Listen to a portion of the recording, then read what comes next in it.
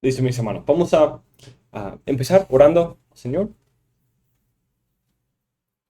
Oh Señor, gracias por el privilegio que tenemos, que a través de este medio de la Escritura que tú has establecido y dotado a los hombres, podemos disfrutar de los pensamientos y sabiduría de hombres del pasado. Gracias por tantos en nuestra historia, de nuestro legado cristiano, que han amado a tu pueblo, te han servido, han estudiado, han considerado temas profundos, han tratado asuntos prácticos. Dios, Señor, ayúdanos a poder disfrutar de la enseñanza y sabiduría de Gregorio y otros de su tiempo, para que también podamos aplicar la sabiduría de edades pasadas a nuestro momento moderno. Oramos todo esto, Señor, en el nombre de Cristo Jesús. La última vez que estudiamos sobre Gregorio, empezamos a considerar la realidad del abuso espiritual. Y hablamos de cómo a Gregorio señala en sus propios días la realidad de un abuso espiritual. Muchos en sus días que veían el obispado o el ministerio pastoral como una manera de alcanzar una gloria temporal, alcanzar riqueza, alcanzar fama, alcanzar posesión en el reino, en el gobierno de la nación, encontrar cierto poder de muchos sentidos más que simplemente el poder y autoridad de ministrar a almas. Entonces eso llevó a muchos que no estaban capacitados, no fueron llamados a poder buscar el ministerio pastoral y simplemente con un fin de alcanzar mayor ambición y gloria propia. Y incluso vimos como los reformadores, sobre todo Martín Bucero, uno de los primeros reformadores, vio a Gregorio como un ejemplo en lo que él quería hacer en su lucha contra la iglesia católica de sus propios días. Entonces él dice que los mismos problemas que él tenía que enfrentar son los mismos problemas que empezaron en el tiempo de Gregorio. Y que él mismo estaba diciendo, no, que no hagamos esto, que no caigamos. Miren dónde estamos y el pendiente de resbaloso en el cual estamos, de ese peligro de tanta gloria, poder y abuso que había en la iglesia. Llama a los sacerdotes a mejor lamentar lo que está pasando. Y vimos la raíz del abuso espiritual en la naturaleza del orgullo, en cómo el orgullo lleva a menospreciar a otros, a maltratar a otros para elevarse a uno mismo. Y el orgullo incluso como ese patrón del diablo. En vez de ser como Cristo en su humildad, el pastor abusivo se hace más como el ángel apóstata, dice Gregorio, en su orgullo. Ese ángel que quería elevarse y ponerse en lugar de Dios, que buscaba el dominio sobre todas esas cosas a través de su orgullo. Entonces, ahora en esta parte de hoy, vamos a ver las características del abuso espiritual, cómo se manifiesta. Pero antes de eso es importante hacer una aclaración. ¿Qué es el abuso espiritual? Una autora moderna, identifica el abuso espiritual como abuso que se produce cuando un opresor establece el control y la dominación utilizando las escrituras, la doctrina o su rol de liderazgo como armas. Entonces, cuando un pastor, alguien que tiene un rol de liderazgo, que conoce cierta escritura o doctrina y puede usar ese conocimiento mayor, esa experiencia espiritual mayor, ese lugar espiritual superior para poder dominar y abusar a otros. El identificar el abuso espiritual puede ser difícil. Incluso hay algunos que usan ese término muy ligeramente desde hoy y llaman incluso cosas básicas del deber pastoral como reprender el pecado, como un abuso espiritual. Pero es importante distinguir eso. Y uno puede reprender el pecado de manera abusiva, pero no toda reprensión del pecado es un abuso. Porque como hemos visto en Gregorio, muestra claramente cómo es un deber. Incluso dice que si no lo hacemos, podemos hacernos culpables de la sangre de las personas, si los dejamos morir en sus pecados. Incluso Calvino cita a Gregorio diciendo ese mismo punto. Entonces hablamos también de la necesidad de tener ese balance entre la mansedumbre en nuestra corrección y la vehemencia contra el pecado por el otro lado. Entonces no simplemente es el vehemente y odiar el pecado, es el problema tampoco, sino es más, y vamos a considerar lo que lo hace más.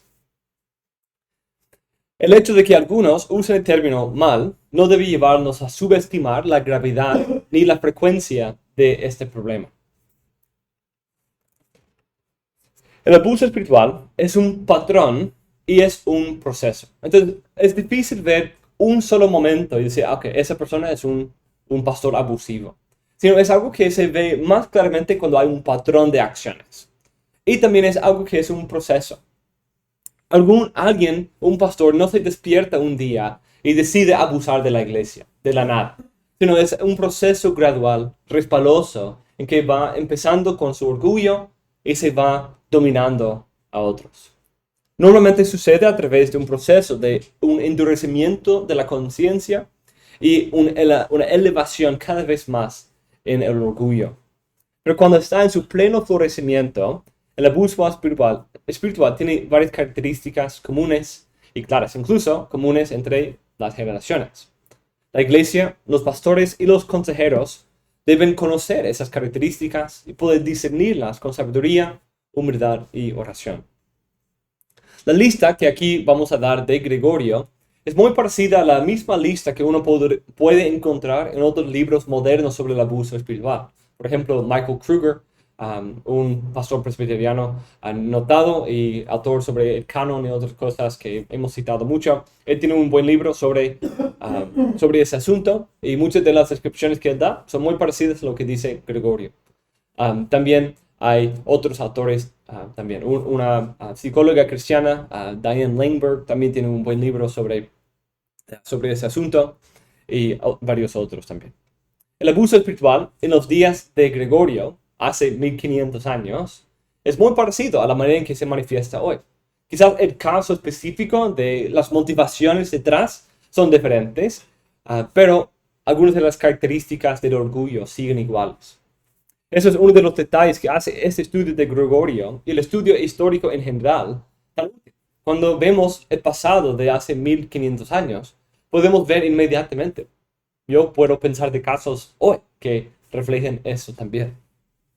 Tenemos a pensar que nuestros tiempos no son como ningún otro tiempo en toda la historia.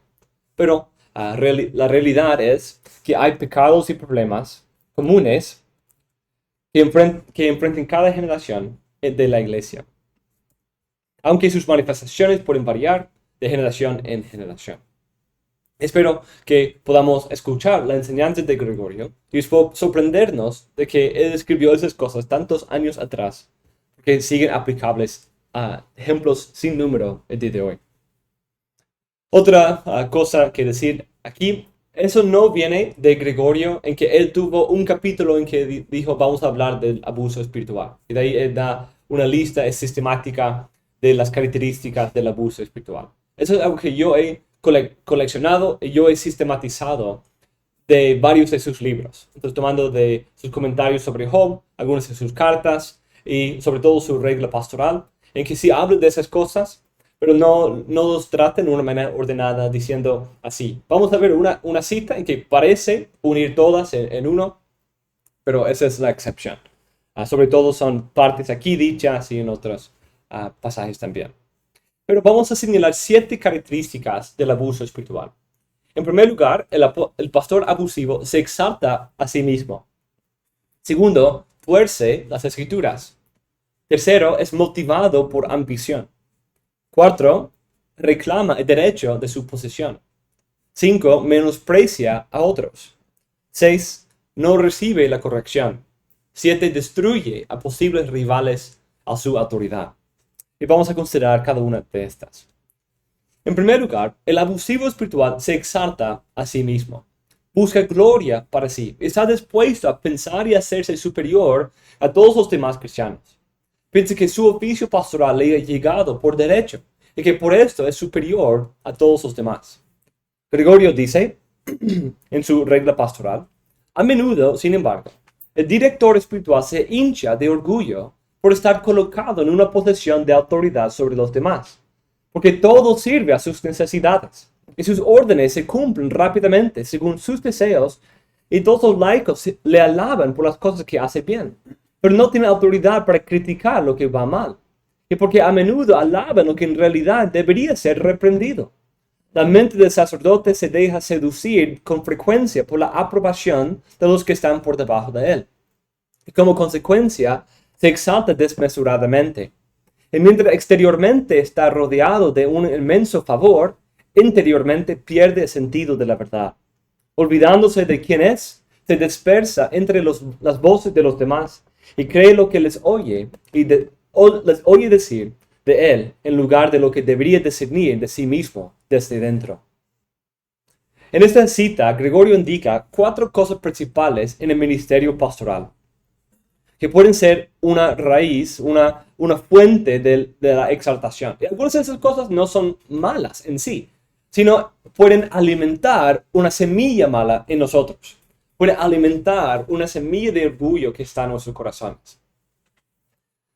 En primer lugar, su oficio es uno de autoridad sobre otras personas. Ese es un hecho. El pastor tiene autoridad sobre otras personas. Entonces, ese hecho puede llevar a uno lleno de orgullo y con una semilla de orgullo a elevarse aún más. El pastor está puesto para el cuidado y supervisión de otros cristianos, junto con la administración de quizás posesiones o facilidades y otras cosas de la iglesia. Y al tener esa autoridad y posesión, fácilmente llega a pensar más de sí mismo que aquellos que no tienen tal oficio. En segundo lugar, teniendo autoridad, tiene a muchas personas que están dispuestas a cumplir sus deseos y sus mandatos. Es cierto que la iglesia le debe cierta obediencia y sumisión a su pastor, como Hebreos 13:17 dice. Pero un pastor abusivo toma sobre sí una autoridad de poder mandar lo que él quisiera y esperar que todos salten a cumplir sus deseos.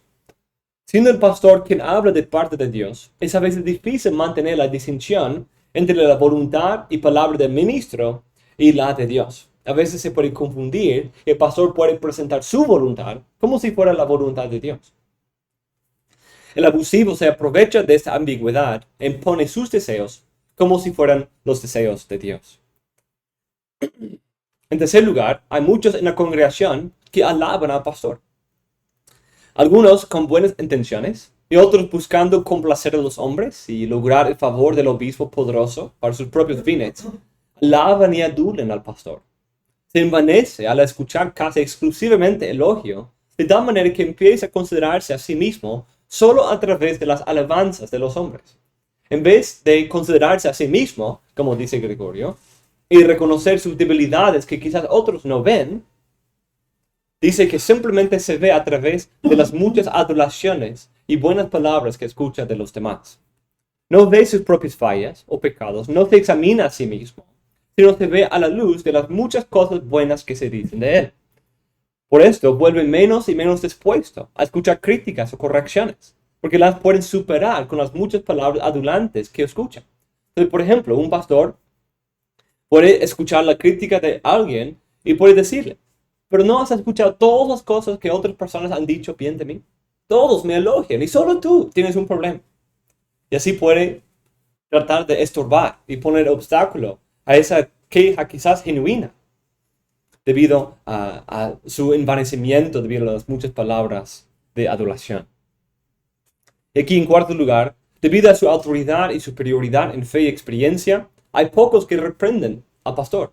Él es el más espiritual, ¿cierto? Él es el que conoce. Entonces, ¿cómo le voy a reprender a él cuando él conoce mejor que yo? Gregorio indica que incluso a veces la iglesia alaba al pastor cuando merece reprensión. Debido a su posesión y su mayor experiencia espiritual, muchos no se atreven a corregirle en un pecado. Por esto solo escucha buenas cosas y casi nunca escucha de sus fracasos. Eso lleva a que sea exaltado desmesuradamente. Y al exaltarse de esa manera, su deseo y su reputación se confunden con la voluntad de Dios. Empieza a abusar de la iglesia en poner su autoridad como si fuera la de Dios. En segundo lugar, dice Gregorio que estos hombres tuercen las escrituras. Habiendo exaltado a sí mismo y viéndose exaltado en la opinión de la iglesia por su constante adulación, el pastor abusivo tiende a torcer las escrituras para que confirmen su autoexaltación y que le den la razón en su mal uso de la autoridad pastoral. Gregorio ilustra esto con 1 Timoteo 3:1.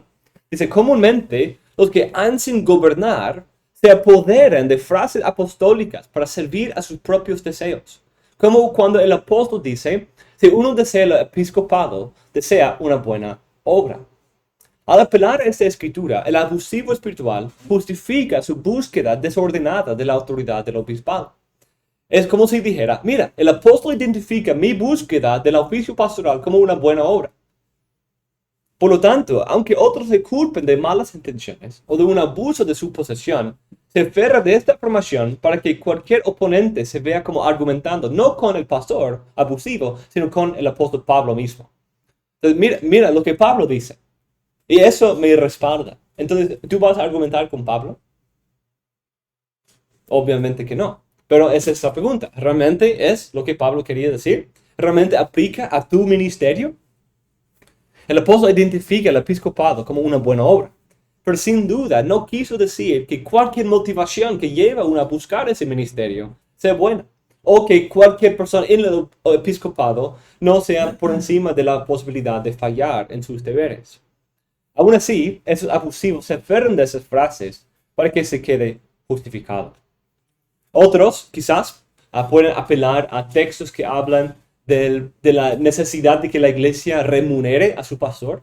Y puede usar eso como una manera de cargar la conciencia de las personas. Mira, Dios dice que los que dan espiritualmente deben recibir temporalmente las cosas físicas. Entonces, dame más, deme más, porque yo soy pastor, yo sirvo espiritualmente sobre sus almas. Entonces, páguenme, vende tu carro y dame, porque Dios te manda. Entonces, muchos han hecho cosas así, y hemos escuchado de casos así. Otro texto es el mismo que acabo de citar, en Hebreos 13:17. Mira, la Biblia dice, someta a tus pastores. Entonces, uno puede fácilmente usar ese texto y torcerlo, a ir en contra de la palabra de Dios mismo.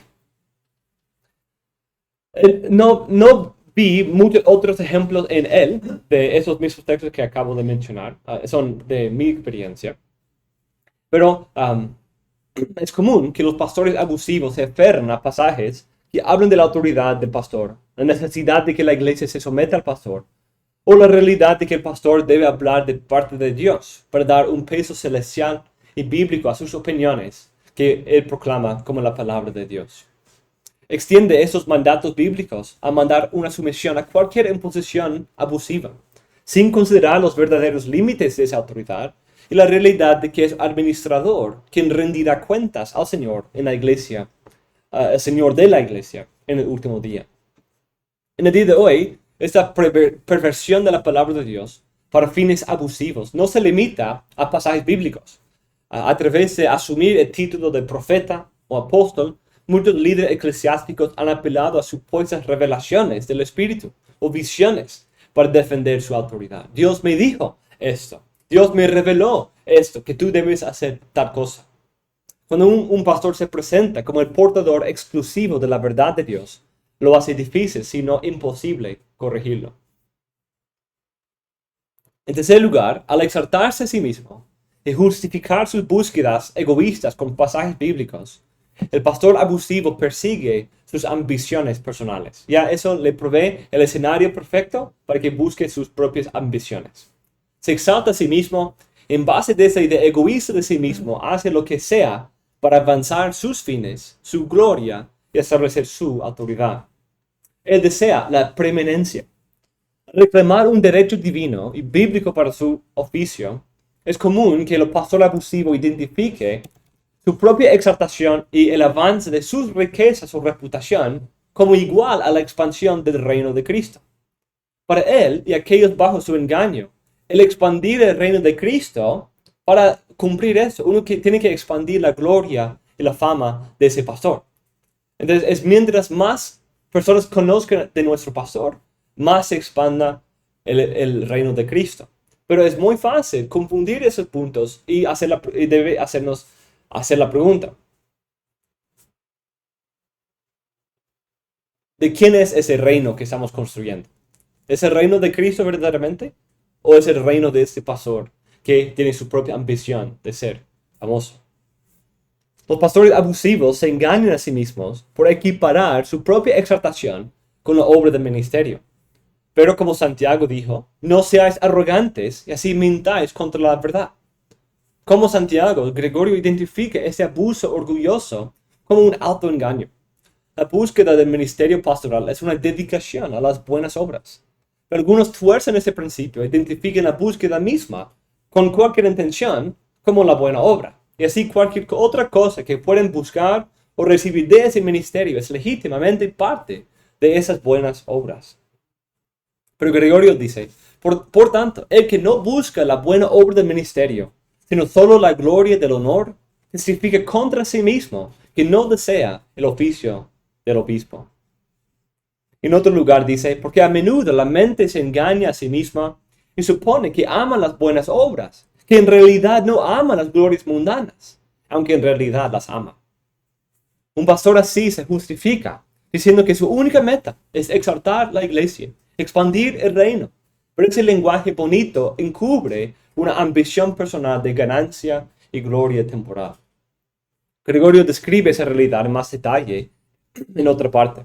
Pues un hombre no ama el oficio sagrado, ni siquiera lo comprende, si al anhelar una posición de liderazgo espiritual, se nutre de pensamiento de subordinar a otros, se regocija a ser alabado, alegra su corazón por el honor, o se exalta en la abundancia de su opulencia. En verdad es la ganancia mundana la que se enmascara bajo este tipo de honor, cuando en realidad la ganancia mundana debería ser destruida. Y cuando la mente piensa que apropiarse del pináculo de la humildad para su propio beneficio, cambia interiormente lo que exteriormente desea. Entonces, cuando uno, por ejemplo, cuando uno está buscando la humildad, yo quiero ser el más humilde para que todos me vean como el cristiano más humilde. ¿Qué he hecho? He convertido la humildad que estoy buscando en orgullo. He convertido la naturaleza de la misma humildad. Buscando ser el más humilde, convierto la humildad en orgullo. A los ojos de las ovejas, parece que el pastor realmente ama al Señor. Sirve, enseña, administra, supervisa y muchas otras cosas.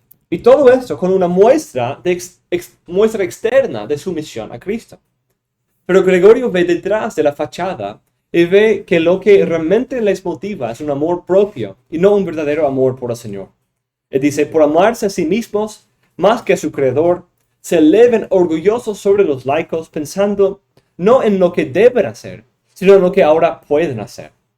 Ahora lo que está a su alcance, no simplemente su deber, su responsabilidad como ministro, pero ahora que tengo esta posesión, mira todo lo que yo puedo hacer, mira todo lo que puedo lograr para mi propia, mira cuánto más fácilmente puedo lograr mi propia gloria.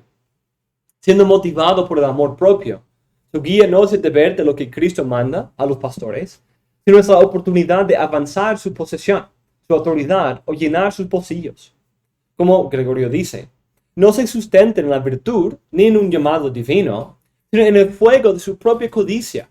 Se apoderan en lugar de alcanzar una posesión de autoridad espiritual. Es decir, toman por fuerza en vez de lograr esa posesión. Ese tipo de pastor no se dedica a la obra pastoral por la convicción de llamado divino ni por amor a la iglesia. Antes bien se mueve porque a través de ciertas acciones puede exaltarse a sí mismo, expandir su propio reino y aún así llamarlo una expansión del reino de Cristo.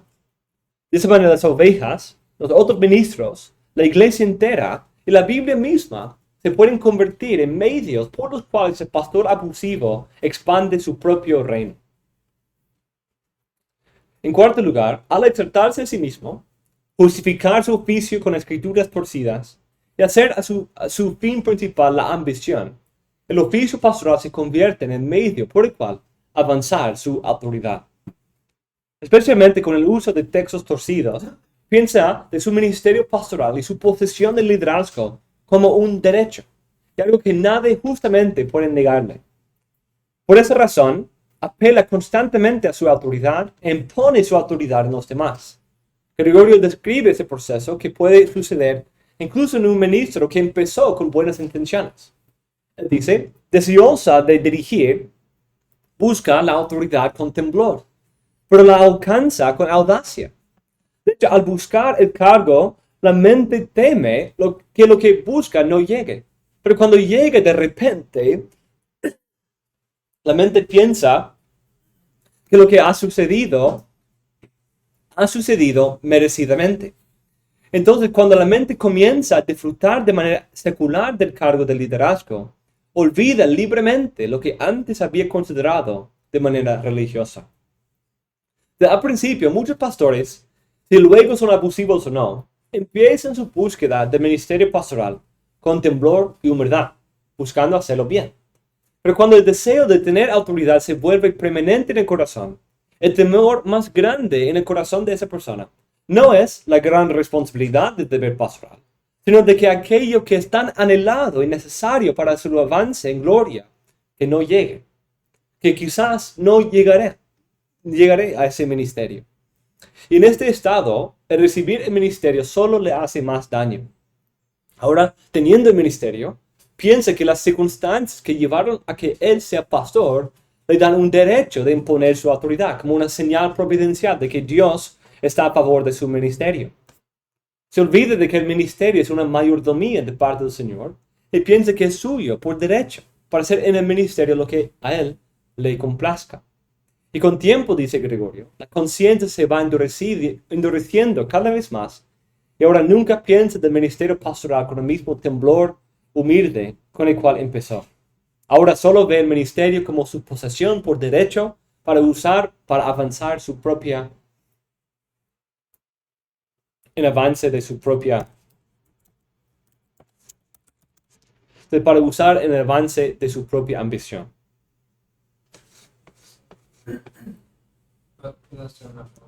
Sí.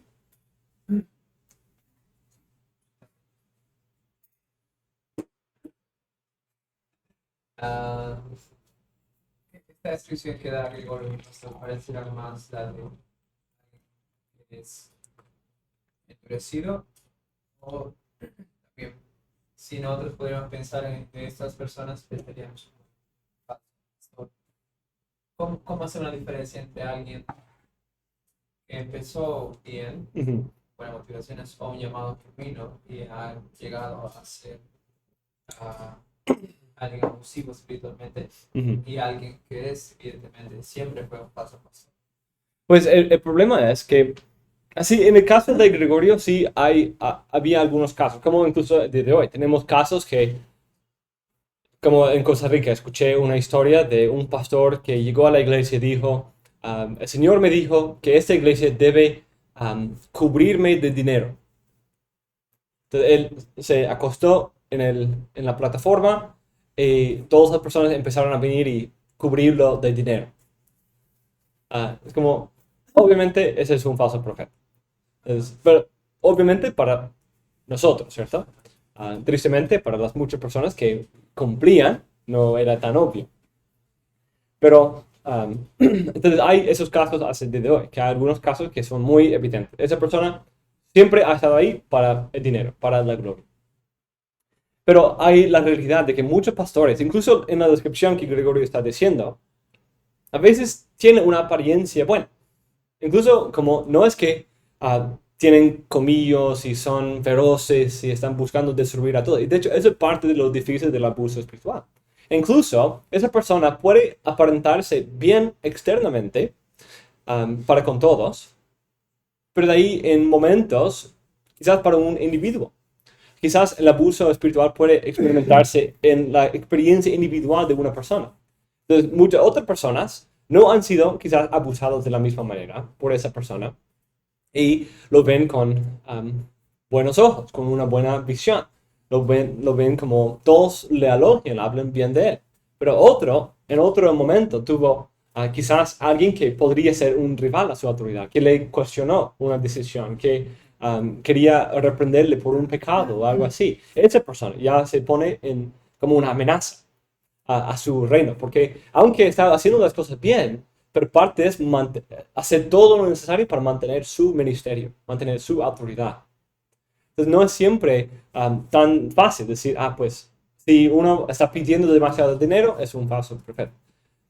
Sino a veces incluso externamente las cosas pueden ir bien, como acabo de decir. Enseña, sirve en la iglesia, hace muchas cosas, pero la pregunta es la motivación detrás. Incluso yo puedo ser el mejor pastor externamente, pero si lo estoy haciendo para hacer encariñar a las personas, a poder lograr una fidelidad y lealtad de esas personas, poder usar eso como una arma después, de que, mira todo lo que he sacrificado por ti. Mira, ¿no te acuerdas todos esos tiempos que estuve contigo? Esa ofrenda que te di. ¿Y cómo me vas a cuestionar ahora? Entonces, fácilmente, esas cosas buenas pueden convertirse en espadas luego. Entonces, mucho es la motivación detrás. Y por eso es un poco difícil, porque no siempre se evidencia el corazón. Porque el corazón incluso nos puede llevar a hacer buenas cosas. No todas las cosas que los fariseos hacían eran mal. Sí, querían orar, pero mucha era la oración, el corazón detrás de eso. Gracias, o sea, en ese sentido, un pastor, si sigue endureciendo y en ese camino, puede llegar a ser un falso pastor, o era un falso pastor ya desde un tiempo, desde el principio, solo que la intención de su corazón siempre fue esa. No necesariamente. Sí, es un proceso. Es un proceso gradual. Puede ser, y eso es lo peligroso, que pueden ser los pastores mejor intencionados que empiezan a hacer ciertas concesiones. Empieza con la primera concesión. Con el empezar a dar un poco más de crédito, un poco más de peso a los elogios de otros.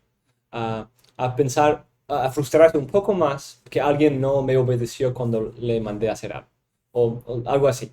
Pues empieza con una cosa en que empezamos a pensar más de nosotros mismos y empezamos a crear un falso mundo en que yo soy el rey, que yo merezco más, que yo soy digno de más, que tengo derecho aquí a este oficio.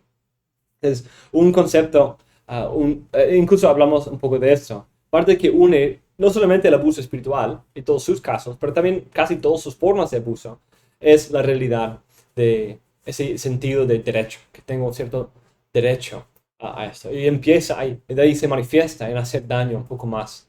Porque simplemente tener eso no inmediatamente hace daño a otras personas. Porque uno puede tener ese corazón, pero todavía estar realizando su obra pastoral y externamente no ha cambiado. Pero es cuando ese derecho empieza a quizás usarse de manera equivocada para hacer someter a las personas. O empieza a cuestionarse y de ahí con furia va en contra de esa persona para destruir a aquel que buscará tocar el derecho del ungido del Señor. Pastor, sí, bueno, pues, más o menos quiero interpretar lo que está diciendo Rodrigo. El pastor en sí, digamos, o la persona que empieza en el ministerio, no empieza mal. Sí, normalmente. Claro. Sí. O sea, no empieza mal, no tiene este mal deseo de ser una persona orgullosa. Realmente sentir este llamado de poder servirle al Señor es al principio alentador, es bueno, ¿verdad? Pero en el proceso, como usted dice, es lo que uno puede ir terminando mal, ¿verdad? Hablemos por el conocimiento que fue adquiriendo, ¿verdad? Por la enseñanza que va, la revelación que va teniendo, la iluminación de la palabra.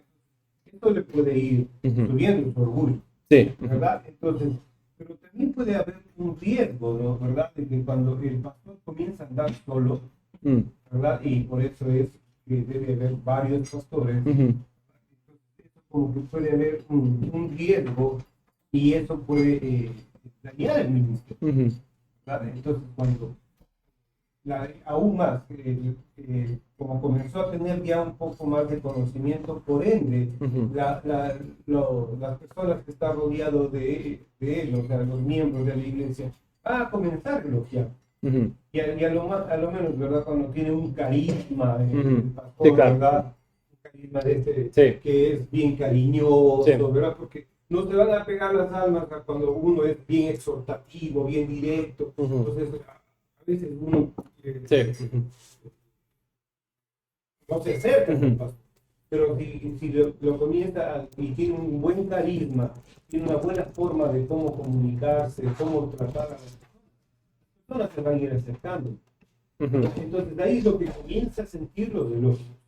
No, mi pastor es chévere, mi pastor es bonito, me enseña bien y todo eso. Entonces, comienza a subir también su ego. Entonces, cuando el momento que hay alguien que le puede, en este caso, confrontar, entonces no se va a sentir bien que alguien venga y le diga, ¿sabe qué? Está mal en eso.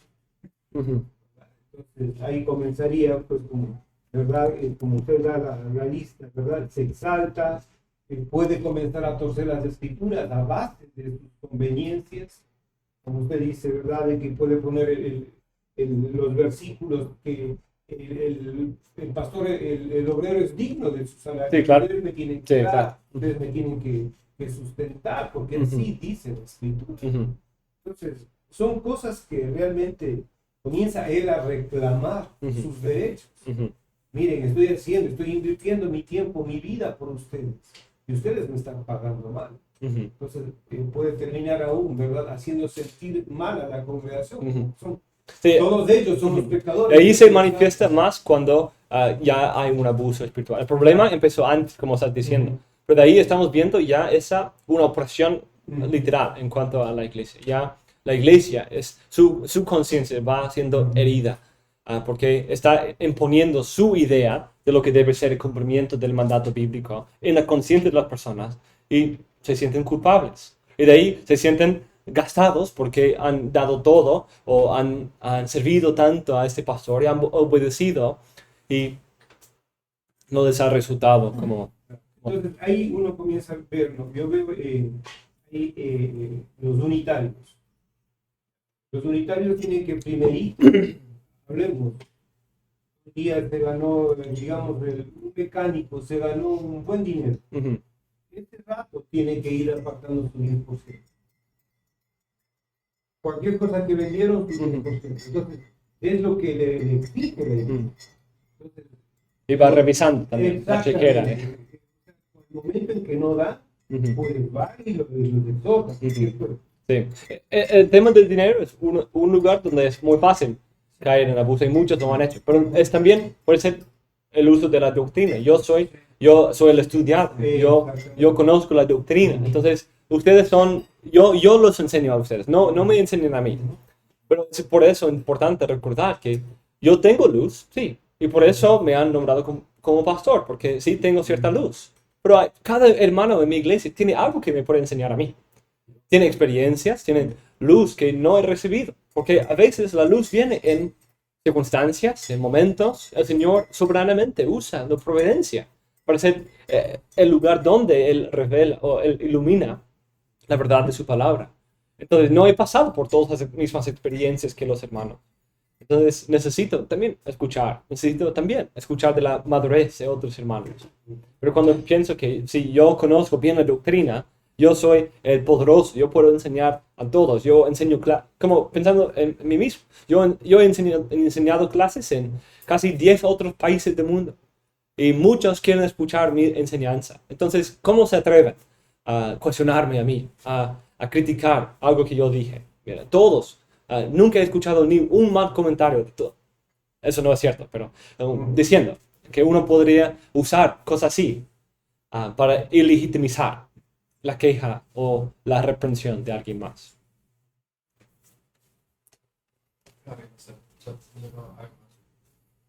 También ver esto no solo en el abuso espiritual en el pastor, sino también en los hermanos.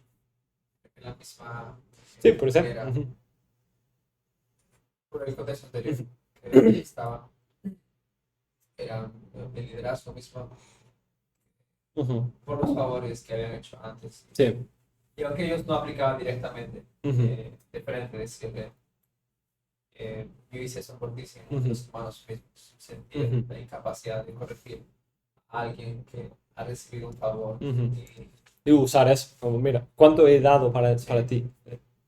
sí, Sí, no aplica solo al pastor, sino el abuso espiritual, es como dije en la definición original de Darby Strickland, que es cuando uno usa las escrituras, la doctrina bíblica o cristiana, o su rol de liderazgo. Normalmente va conectado con algún rol de autoridad, alguna posición de autoridad, pero debido a la diversidad de eclesiologías que hay, no siempre es el pastor. Como en nuestra iglesia, va a ser un poco más difícil que sea alguien que no sea pastor, ah, porque no tenemos consejos y concilios y juntas de diáconos o de administradores, algo así. Pero en otras iglesias sí tienen esas cosas, sí. No es que seamos por eso exentos del abuso espiritual, pero no, es sobre todo de los pastores, los diáconos quizás también. Como por ejemplo el hermano, um, un tesorero de la iglesia. No, nuestro tesorero, no, pero otros en otra iglesia. Esa es una posición de poder. Tiene cierta autoridad para escribir los cheques, para enviar el dinero, para recibir el dinero. Y puede convertirse en un lugar donde abusar de la iglesia también. Bueno, yo sabré cuándo te doy.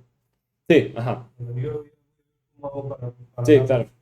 Sí, Sí, no importar el estado de los hermanos, pero sino su poder. Eso es lo más importante. ¿Listo? Entonces, siguiendo al próximo punto, menosprecia a otros. La exaltación propia siempre conlleva un desprecio para con otros. Al pensar que uno tiene el derecho de liderar y dirigir a otros, ¿qué implica eso? Si yo tengo derecho de liderar, tú tienes la responsabilidad de seguir.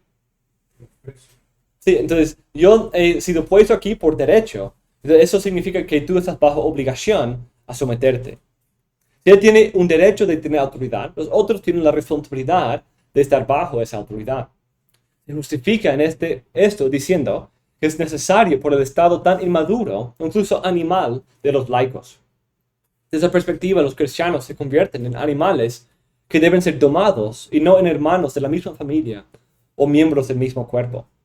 Se olvida de su igualdad esencial con todo cristiano y solo piensa así en términos de su autoexaltación. Gregorio dice, tal líder desprecia a los laicos y no cree que sean sus iguales por naturaleza. En los que supera por el accidente de poder, cree haberlos superado por los méritos de su vida. Estima que es más sabio que aquellos a los que considera haber superado en rango. De hecho, construye su propio y eufórico sentido de sí mismo, y aunque comparte la misma condición natural que los demás, desdeña considerar a los demás como sus iguales. Al exaltarse a sí mismo, el pastor abusivo menosprecia a los demás y ve su oficio pastoral como un sello de su autoridad en entendimiento y dones.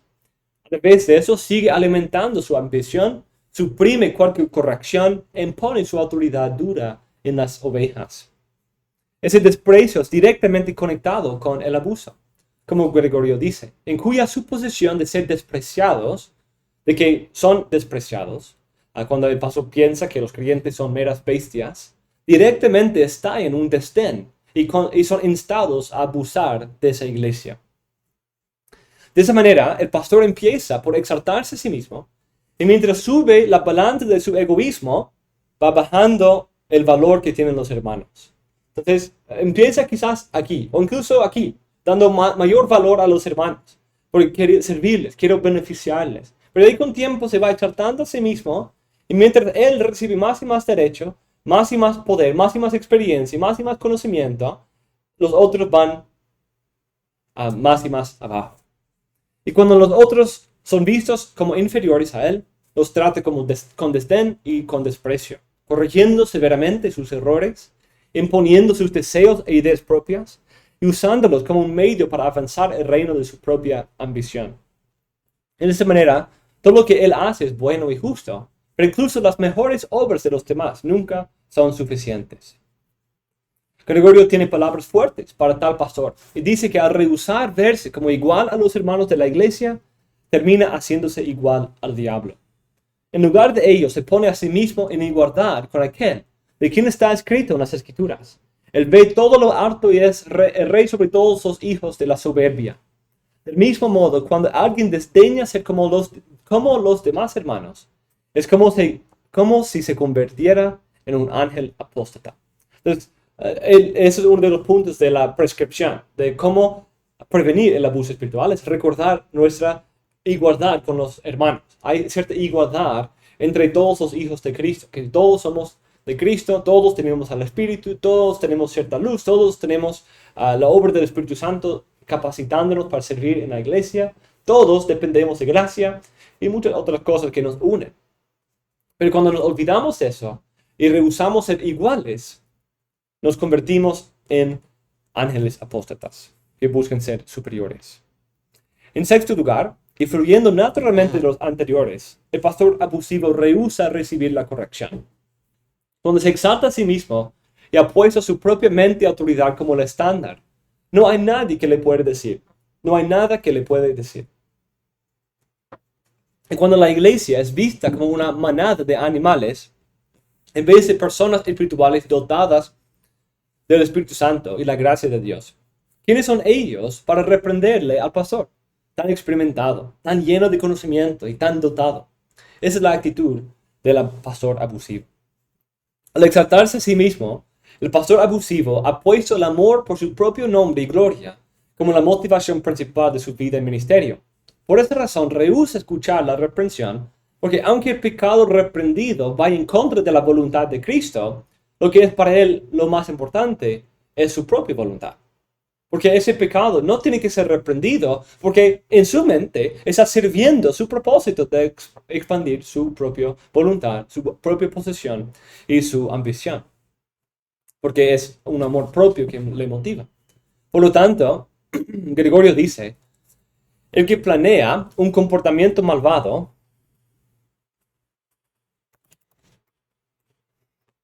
y, sin embargo, espera que los demás guarden silencio, es testigo de que se ama a sí mismo más que a la verdad, a la que no desea enfrentarse. Entonces, escuchen eso de nuevo. Cuando uno planea un comportamiento malvado y espera que los demás guarden silencio y no digan nada, es testigo que se ama a sí mismo más que a la verdad, a la que no desea enfrentarse. Cuando un pastor decide pecar, pero espera que nadie más le diga nada al respecto, manifiesta su verdadero amor. Solo quiere escuchar la adulación que eleva su ambición y su egoísmo, pero rehúsa escuchar la verdad cuando eso incluye reprensión. Debido a poner su ambición como el estándar en vez de la verdad no está bienvenida porque la verdad es lo más capaz de derrotar su tiranía. En su comentario sobre Job, Gregorio describe este tipo de pastor como un junco o una caña que tiene púas. Un junco caña que tiene púas y quizás los bordes afilados. Cuando alguien trata de arrancar uno de esos, ¿qué va a suceder? Se va a cortar, ¿cierto? Se va a cortar con las púas y con los filos y va a ser dañado. Así es el pastor abusivo. Cualquier persona que busque reprenderlo termina el más herido y lamentando que lo haya hecho. Dice, ahora bien, el junco que brota con bordes afilados no se arranca con la mano, en cuanto que el hipócrita, teniendo sus sentimientos agudizados por la presunción, desdeña ser reprendido por su maldad. En su flor hiere la mano que lo arranca, porque el hipócrita, en medio de los aplausos para que nadie se atreva a reprenderlo, hiere sin demora con su lengua cortante la vida del que lo reprende. Porque no desea ser santo, sino ser llamado santo. Y cuando por casualidad se le reprende, es como si se le cortara en pleno florecimiento de su reputación. Se enfurece al ser descubierto en su maldad. Prohíbe que el hombre que le hace ver su culpa se dirija a él, pues le duele como si lo tocaran en una herida secreta. tal como era conocido por los ignorantes, desearía ser considerado entre todos los hombres, y más dispuesto a dar su vida que a ser reprendido, empeora con la censura, porque considera la palabra de bondad desinteresada como el dardo de un golpe mortal. Considera la palabra buena como un dardo mortal. De aquí que exasperada pasión se levante directamente el abuso y busque todo el mal que pueda reunir contra la vida de su reprensor. Anhela probar su culpabilidad más allá de toda comparación, para hacerse pasar por inocente, no por sus propias acciones, sino por la culpa de otros. Interesante. De modo que a menudo la persona se arrepiente de haber pronunciado una palabra de censura, y que así como la de la mano de uno que arranca cualquier cosa, así de la mente de la persona que reprende, corre como si fuera la sangre del dolor, si puedo decirlo así. En ese texto, la situación del pastor abusivo es mucho peor que simplemente el minimizar, justificar o excusar un pecado. Antes bien, el pastor abusivo se justifica por destruir a la persona que le ha reprendido. Primero, le amenaza a la persona que reprende para que nunca más vuelva a hablar de esas cosas. Y al responder de esa manera, Gregorio dice que multiplica su maldad. No solamente había pecado y así mereciendo la reprensión, pero cuando la palabra sana de reprensión vino en su vida, le fue algo odiable. Él rechazó la palabra buena. Y dando un paso más, investiga la vida del reprensor. O quizás un pastor que conoce algún detalle de un pasado de esa persona, o algo así, una consejería, algún secreto revelado en una consejería, usa eso como una arma. O quizás incluso inventen cosas, fabriquen calumnias contra el reprensor para reivindicar su propio nombre. Al escuchar la reprensión, Gregorio dice que ese hombre no es movido al arrepentimiento y una purificación de su reputación con buenas obras. Antes bien busca salvar su nombre y posesión a través de arruinar a la otra persona.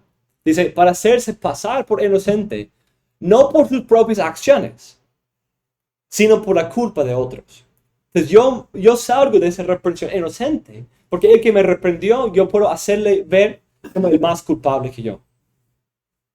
Si puede señalar los pecados de la otra persona, o puede hacer sus palabras de reprensión dudosas, y así nadie los va a creer, o puede hacer que los pecados de esa persona sean más notorios para que todos se olviden de los pecados del pastor. Entonces, quizás se reconoce en la iglesia que el pastor pecó, pero el pastor hace un trabajo tan notorio de destruir la reputación del líder de la facción en su contra, que ya se olvidan, se asombran más de los pecados verdaderos o falsos de esa persona, que se olvidan de los pecados del pastor. Un ejemplo moderno común de esto es el apelar a una falla procedural, o es decir, en el proceso por el cual el pastor fue reprendido. En vez de escuchar la reprensión humildemente, examinarse a sí mismo, el pastor señala que la persona que le reprende no lo hizo de la mejor forma. A veces el pastor abusivo es confrontado por uno o dos miembros con el compañerismo, quizás de otros o de otro pastor. Y en base de esto, el pastor abusivo busca invalidar la corrección por decir que la persona no vino a él primero a solas. ¿Por qué él no vino a mí primero? ¿Y por qué trajo a ese otro pastor? Que no lo hizo correcto, entonces no escucho lo que tiene que decir. Aunque es cierto que hay procesos bíblicos que deben ser guardados, esos pecados de proceso no son tan graves en comparación con un abuso espiritual. Pero el pastor hace tanto hincapié en el pecado procedural que puede anular e invalidar cualquier corrección. Un consejero moderno describe esta situación que sigue sucediendo en casos contemporáneos del abuso espiritual. Dice, sin embargo, un pastor abusa de su papel de pastor cuando, por ejemplo, responde a los feligreses que plantean sus preocupaciones desviando la conversación de tal manera que los feligreses, ¿se entienden? ¿Sí? ¿Qué significa?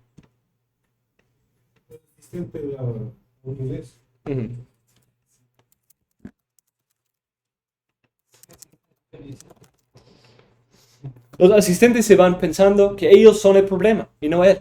lo hace expresando preocupación espiritual por ellos, desviando así la culpa de sí mismo y dirigiéndola hacia ellos. ¿Cómo sabe fomentar el sentimiento de culpa en los demás? Nunca tiene que disculparse a sí mismo. Entonces, muchas veces, eso es lo que sucede, tristemente. Uno va a reprender a un pastor abusivo y en vez de que el pastor diga, lo siento, la persona sale diciendo, lo siento por haberte reprendido. De esa manera, el pastor abusivo hace que el reprensor lamente haberle reprendido. En algunos casos, como dice el autor Gembola, la persona sale con la conciencia golpeada, pensando que esa persona era el verdadero problema y que el pastor siempre tenía la razón. El problema es la persona que reprende normalmente tiene una conciencia más sensible que el pastor abusivo, tristemente. El pastor abusivo ya ha pasado ese proceso de endurecer su conciencia. Entonces, ser reprendido, incluso inventar una mentira o calumniar, no es una gran cosa cuando uno ya es el rey y es la ley. Por esa razón es fácil que los reprensores salen convencidos de pequeños pecados o fallas en el justo procedimiento, pero los pecados más graves y dañinos del pastor nunca son tocados. Otros simplemente terminan confundidos y lastimados, perdiendo su reputación y continuando bajo el liderazgo de un tirano. Otros reciben un trato aún más severo del pastor y los excomulga de la iglesia por ser divisivos o por no respetar la autoridad pastoral. Y así quedan aislados de la comunidad cristiana debido al veredicto de la disciplina y las calumnias de un pastor que los ha inventado en su contra. Cuando la extensión de la ambición del pastor abusivo es vista como igual a la extensión del reino de Cristo, luchar contra él se presenta como luchar contra Cristo. Y por esa razón el pastor abusivo está siempre alerta de cualquier persona que puede estorbar o ser un rival a su ambición. Y ese es el séptimo punto. Destruye a posibles rivales. Para mantener su ambición y posición, calumnia a esos rivales, los disciplina severamente, se explota en ira contra ellos, o los expulsa de la iglesia como hereje o divisivo. En su comentario sobre Job, Gregorio describe precisamente el proceso del pastor abusivo. Ese lugar es quizás la presentación más sistemática de un pastor abusivo en sus escritos. Dice, porque sugiere a los pensamientos de un gobernante que por el único mérito de su vida se ha elevado por encima de los demás.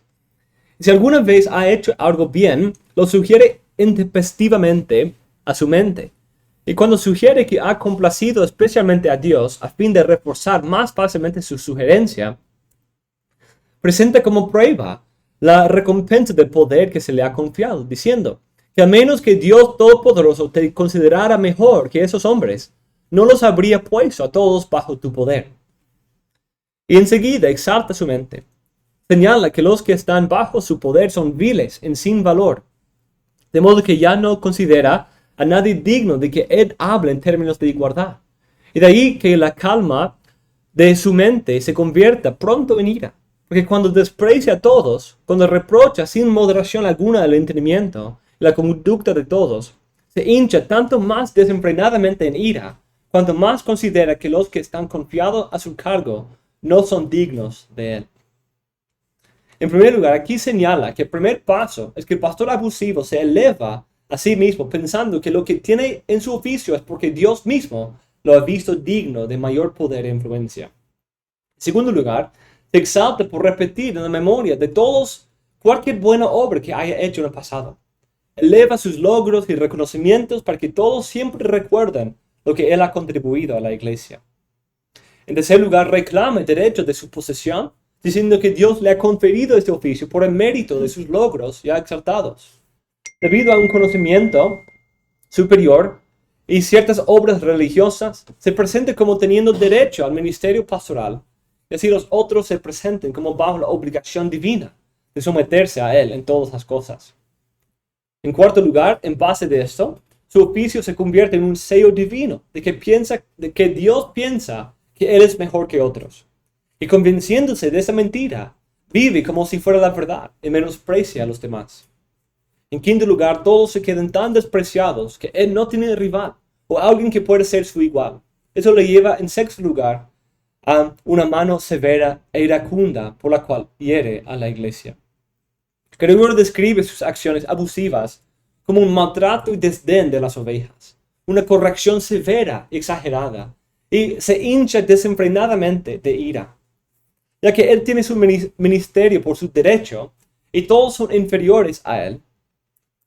Por su ira piensa de la iglesia solo como un peso, una carga. La iglesia no es digna de él y solo son un estorbo al avance de su ambición. La vida de la iglesia, su avance en conocimiento y riqueza, sirve para que el pastor sea mejor visto. Y cuando luchan con algún pecado o un punto de doctrina, se enfada contra ellos porque opacan la gloria de su éxito ministerial. Entonces, cuando mi iglesia sufre luchando con algún pecado, con algún problema, se aira con la iglesia, se aira con los hermanos, porque su comportamiento, en vez de ser un pastor que lidera, que guía, que corrige con paciencia, se enfada en ira contra ellos, porque ellos lo hacen ver mal a él. Esa ira le lleva a querer sacar y destruir a cualquier persona que se ponga en el camino del avance de su ambición. Gregorio describe ese último punto también en su regla pastoral. Esos directores se muestran claramente dudosos cuando temen ser reprendidos en la búsqueda de la gloria temporal. A las personas que perciben que no tienen poder sobre ellos, las castiguen siempre con una invectiva rigurosa, sin emplear nunca una corrección suave. Opten por olvidarse de la posibilidad de un toque pastoral y en su lugar los aterroricen con su autoridad gobernante. Con respecto a esto, la voz divina corrige acertadamente a través del profeta, diciendo: pero tú los gobernaste con rigor y autoridad.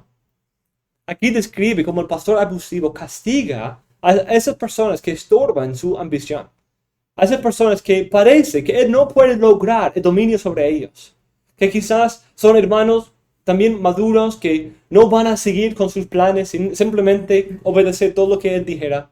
Esas personas se ven como un rival. Entonces tiene que destruirlos. Se olvida de su toque pastoral. Se olvida de toda corrección suave. Son palabras que usa Gregorio. Y simplemente para asegurar su avance y su ambición, tiene que deshacerse de esas personas que representan un estorbo a su máxima gloria.